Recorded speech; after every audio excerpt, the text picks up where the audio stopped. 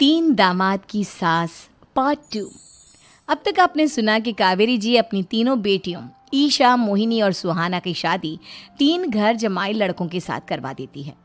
उन्हें लगता है कि ये लड़के शायद घर का कामकाज संभाल लेंगे, लेकिन उनके तीनों घर जमाई बहुत आलसी थे। वो नौकरी भी नहीं करते थे और बाहर का काम भी नहीं। कावेरी जी ने अपनी बेटियों से कहा कि वो प्रेगनेंसी का बहाना बनाकर अपने पतियों को सबक सिखाए। अब सुनिए आगे। मम्मी, आपने जैसा कहा था हमने वैसा ही किया, लेकिन देखिए ना, विवेक का हाल तो वैसा का वैसा ही है। घर में ना सुबह का नाश्ता बनता है और ना खाना। नौकरी पर जाने की बात करूं तो खाने को दौड़ते हैं मुझे। हाँ मम्मी, मैंने भी सुमित को कितनी बार कहा कि अगर नौकरी नहीं करनी तो कोई छोटी सी दुकान ही खोल लो। घर का खर्चा कैसे चलेगा? देखो दोपहर के 12 बजने आए और जनाब अभी तक सो रहे हैं। हाँ मम्मी, ईशा और सुहाना ठीक कहती हैं। अविनाश का भी यही हाल है। जब मैंने अपनी प्रेगनेंसी के बारे में कहा तो मुझसे कहने लगा, अरे दूसरी लड़कियां तो 9-9 महीने तक नौकरी करती है, बस डिलीवरी के टाइम छुट्टी लेती है। मोहिनी, तुम भी नौकरी करो। अब मुझे कहाँ नौकरी मिलेगी? मम्मी बताओ, अब मैं क्या करूँ?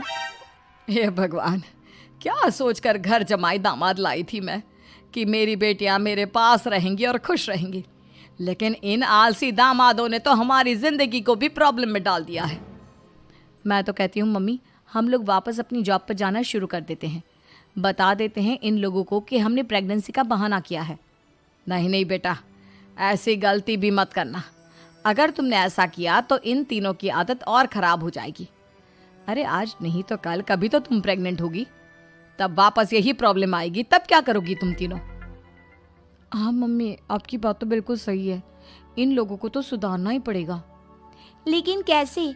अपने बच्चों के आने की खबर सुनकर भी इन लोगों पर कोई असर नहीं हो रहा। पैसे कमाने के लिए घर से बाहर निकलना ही नहीं चाहते ये तीनों। अब मेरे दिमाग में एक प्लान आया है। तुम तीनों चिंता मत करो, उन तीनों को बुलाओ, फिर मैं बात करती हूँ। थोड़ी देर बाद कावेरी जी अपने तीनों दामादों को सामने बुलाकर अपनी बात कहना शुरू करती हैं। अविनाश, सुमित और विवेक, देखो बेटा, मैं ना तुम तीनों से बड़ा प्यार करती हूँ, इसीलिए तो तुम्हें घर जमाई बना कर रखा है मैंने। अरे मम्मी जी, सीधे सीधे कहिए ना, क्या बात है? प्यार तो हम भी आपको बहुत करते हैं। अरे मम्मी जी, आपकी इज्जत भी बहुत करते हैं। अरे भाई, आपके जैसी सास और कमाने वाली बीवी सबको मिलती है क्या? हाँ मम्मी, विवेक और सुमित ठीक कह रहे हैं। आपकी बेटी से शादी करके मेरी तो ज़िंदगी ही अच्छी हो गई है। जानती हूँ मैं, और ये भी जानती हूँ कि तुम तीनों अपने अपनी बीवियों से बहुत प्यार करते हो। बेटा, बात ऐसी है कि हमारे कुल गुरु ने कहा है कि प्रेग्नेंट होने के बाद मेरी तीनों बेटियां शुरू के 4 महीने हमारे गांव में जाकर रहेगी, जहां मेरे चाचा जी रहते हैं। अरे लेकिन क्यों मम्मी, गांव में जाकर रहने की क्या ज़रूरत है इन तीनों को? वो क्या है ना बेटा, हमारे परिवार को एक श्राप है। अगर मेरी बेटियों ने यहाँ पर बच्चा पैदा करने की कोशिश की तो उनके बच्चों को कुछ भी हो सकता है। इसलिए अब से लेकर 4 महीने पूरे होने तक इन्हें गांव वाले घर में रहना पड़ेगा। हाँ, तो इसमें प्रॉब्लम क्या है मम्मी जी? हम भी वहाँ जाकर रहेंगे, पिकनिक मनाएंगे। अरे भाई, बीवी जहाँ हम भी वहाँ। हाँ यार, आइडिया तो बहुत अच्छा है। शहर की ज़िंदगी में रह रहकर परेशान हो चुके हैं, अब कुछ दिन गांव में बिताएंगे। तुम लोग समझने की कोशिश क्यों नहीं करते? तुम में से कोई भी वहाँ नहीं जा सकता, और मैं यहाँ रहूँगी ना तुम तीनों के साथ।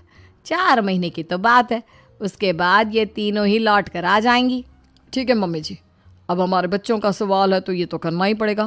कावेरी अपनी तीनों बेटियों को कुछ दिन के लिए घर से बाहर कहीं दूसरे शहर में रहने के लिए भेज देती है।